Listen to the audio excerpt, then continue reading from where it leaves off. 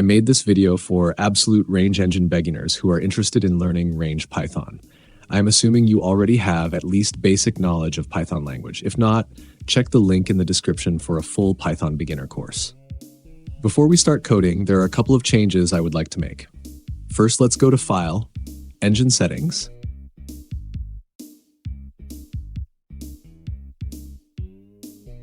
Let's select Input and change mouse selection from right to left. Check Emulate Numpad Flag, disable Continuous Grab, and save the changes I have just made.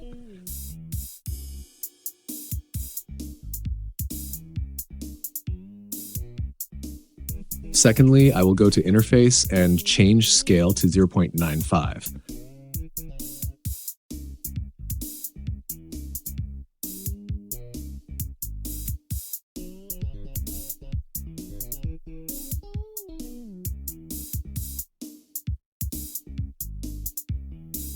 I will also disable the mini axis because I do not need it.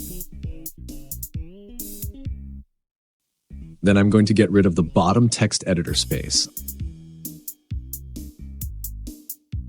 I'm splitting the 3D viewport and change this to text editor because this is where we'll be writing our code.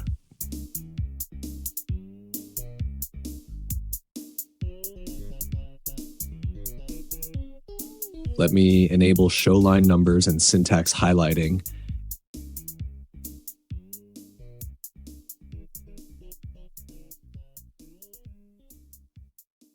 And let's get rid of this Python file so we can write our own code from scratch.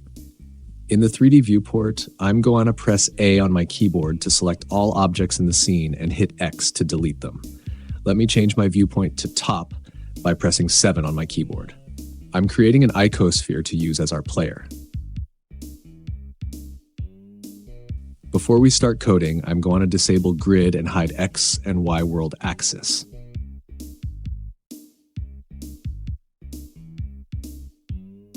I will also disable show components. This will hide components icons in the 3D viewport.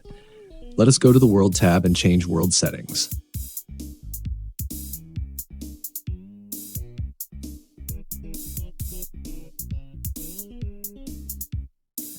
Let us create a new material for our player and give it a green color. Let's bring down specular intensity to 0, roughness to 1, and metallic to 0. I press T on my keyboard to show the Tools panel, enable smooth shedding, and we are good to go. Let's save our project. In my case, I will create a new folder on my desktop and save my project inside this newly created folder.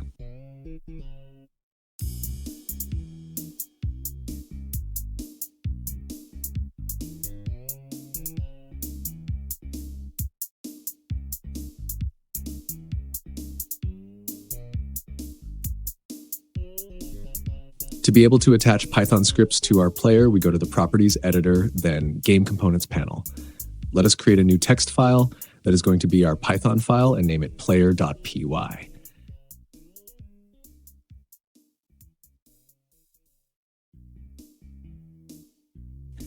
And save it inside our project folder.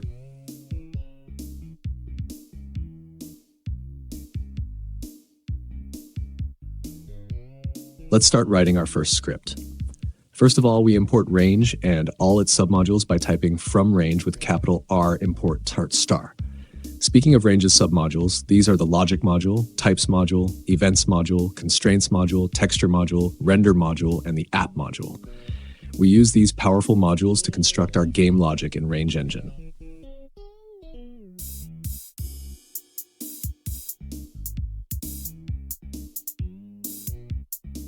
Let's define a class and name it movement. Our class should inherit from types.kx Python component.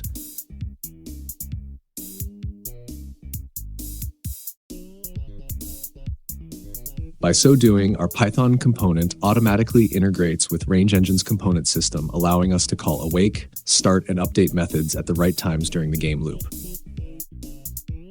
Let us create the arguments variable called args.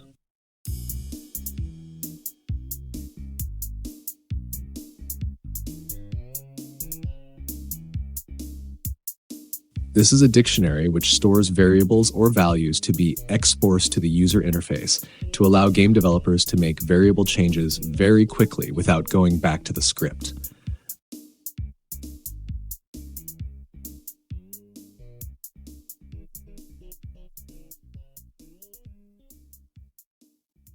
This dictionary stores different data types, but today we are going to use only 4. Let's create a float key and name it speed. Let's make an integer key and name it position. We will also need a string key, and let's name it name with capital N. Lastly, we will create a Boolean key and name it isActive.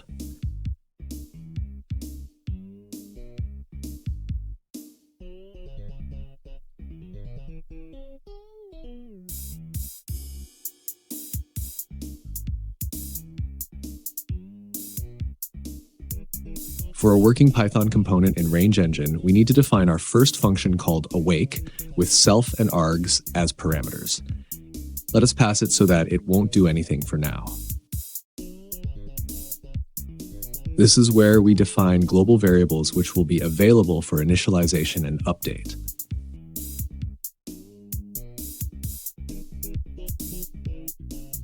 Our first variable is self.speed, which is equal to the args key named speed.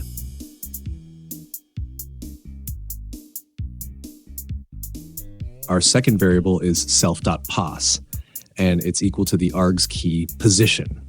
You name it whatever you want. Then we will define a name variable, which is equal to args key name.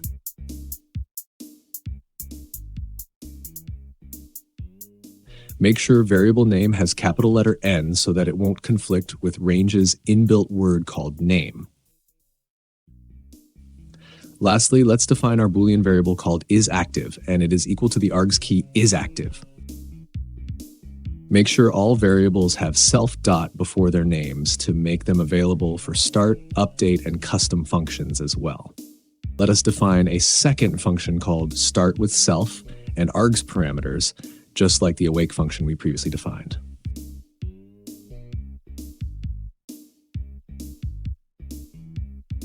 This is where we write our code, which will be executed once when the game starts.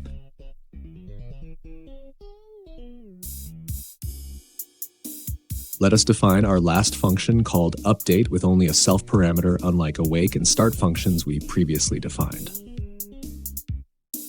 This is where we put our code, which will be executed every frame till the game stops.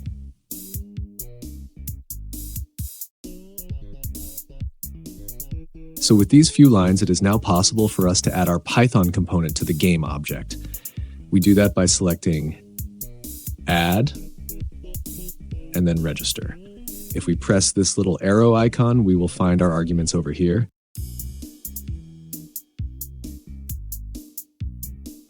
And congratulations, we were able to attach our component to our player without any errors. It's now time for us to manipulate our player using code. In a Python component, the owner of the component is referred to as self.object. Let us change our player name to any name we want by typing self.object.name equals self.name.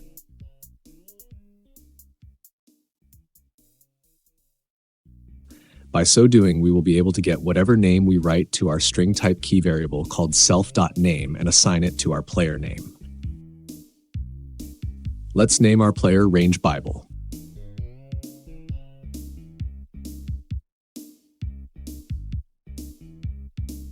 We will need to debug our code to see if it really works. We will do so by printing self.object.name to the console. Let us toggle the console by going to Window and then click Toggle System Console. Let us pin our console so that it won't disappear when we go back to Range Editor. In my case, I'm using desk pins. I have put a link in the description, download it and follow along. If we hit play to preview our progress, Range Real-Time Debug Interface will distract us.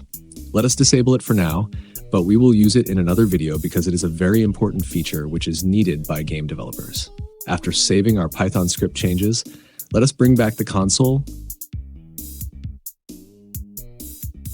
Let us play, and here we are. Our player's name has been changed from Icosphere to Range Bible by just a single line of code. Congratulations. Let us confirm if this is true by printing our object's original name before assigning a new name, and then after to see if it is really working.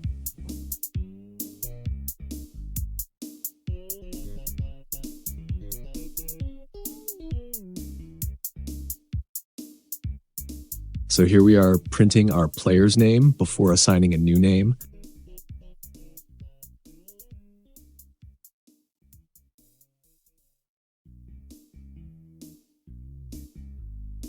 Here we are assigning a new name.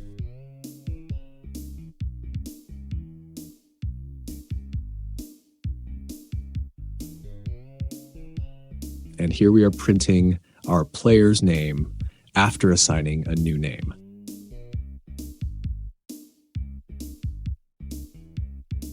Before a new name is given to our player. Here is after a new name has been given to our player. Let us play to see the results.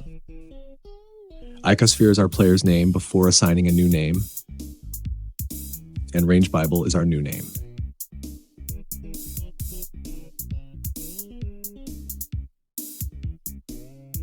Let us continue writing cool stuff by changing our player's position.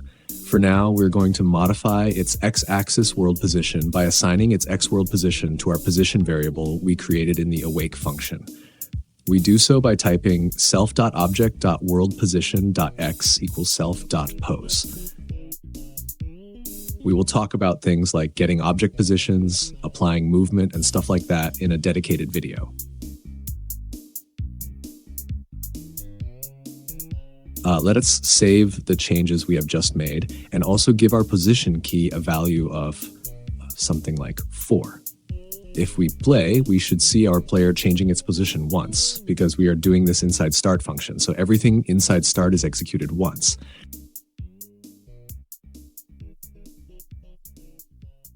Keep experimenting with different values until you are satisfied with the results.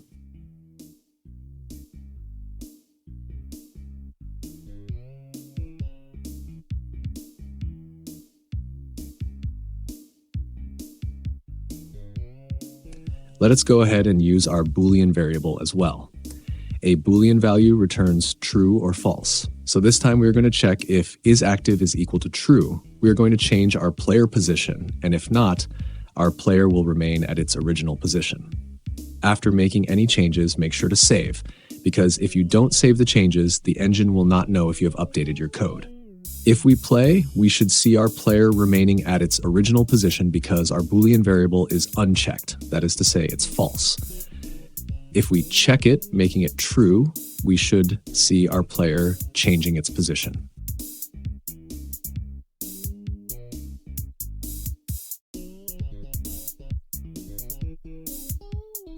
Let's go and write some code to run on update.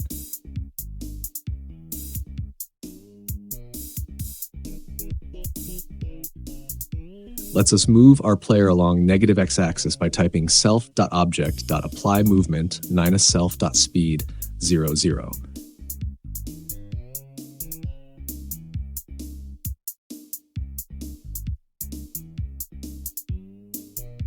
We're going to type some float value for our speed variable.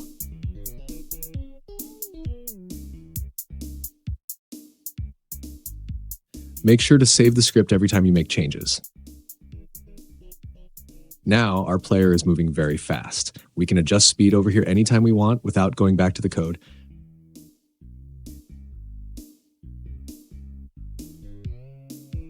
But for now, let us smoothen the movement by using delta time. To get the delta time in range, we use the method logic.deltaTime. Let us store our delta time in a variable called delta.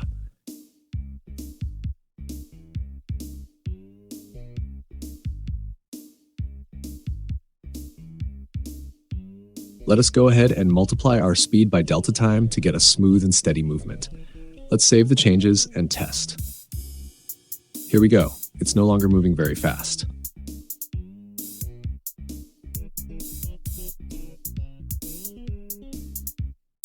We can also create a local variable called speed, having our self.speed multiplied by delta to make our code clean and easy to read.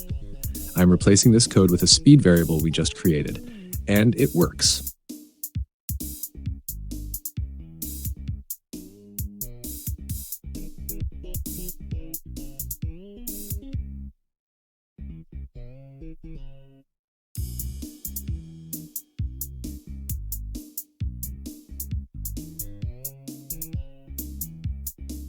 Another thing we can do in a range-engine Python component is using custom functions. Let's define our own function, which contains our code to run every frame. Like update, our function is defined within the class and uses self.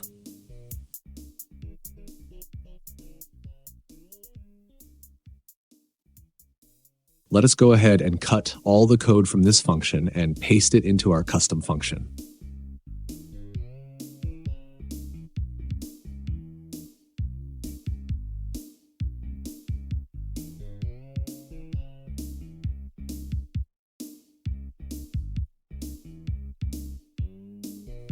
For our function to work, we need to call it from the update function, and this is how it is done in range-engine.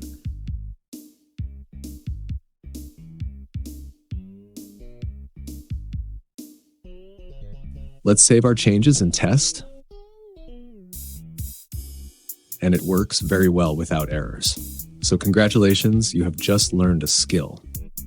Let us meet in our next videos where we'll be explaining range API, modules, classes, methods, to name but a few. Please like us and subscribe and stay tuned.